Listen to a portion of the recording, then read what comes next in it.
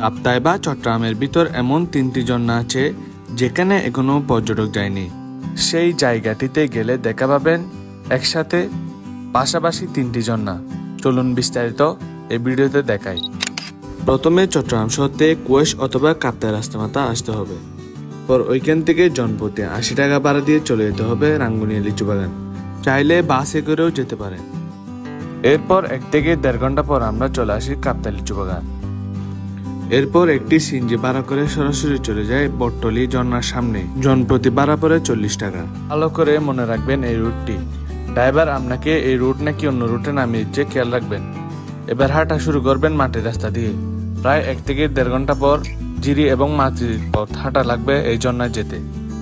যাওয়ার পর হাতের ডান পাশে একটি রাস্তা দেখতে পারবেন, সেদিক দিয়ে হাঁটা শুরু করবেন।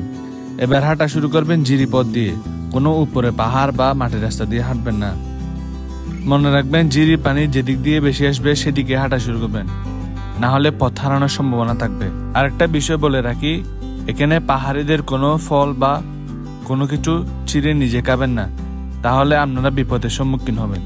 এবার এখানে এসে দাঁড়াবেন। 3 পাশে 3টি রুট। সোজা গেলে দেখা পাবেন বড় ঝর্ণাটি। ঝর্ণার পানি খুবই সুন্দর এবং পরিষ্কার। মানুষ না আসার কারণে এখানে পানি অপরিষ্কার এবং নষ্ট হয়নি।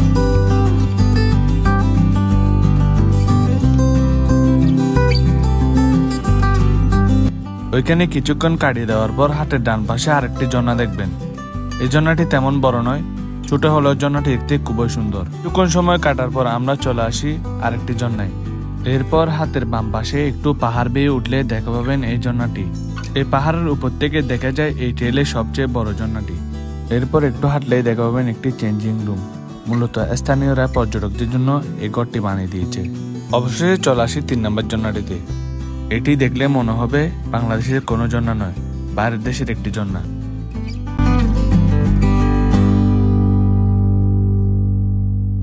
এরপর এই 3টি ঝর্ণা দেখা শেষ করে এবার চলে যাওয়ার পালা। বলে রাখি, এই 3টি ঝর্ণার নাম হলো ফকিরমোরং ঝর্ণা। আসার সময় যেভাবে এসেছিলাম সেভাবে আবার ফিরে যাব।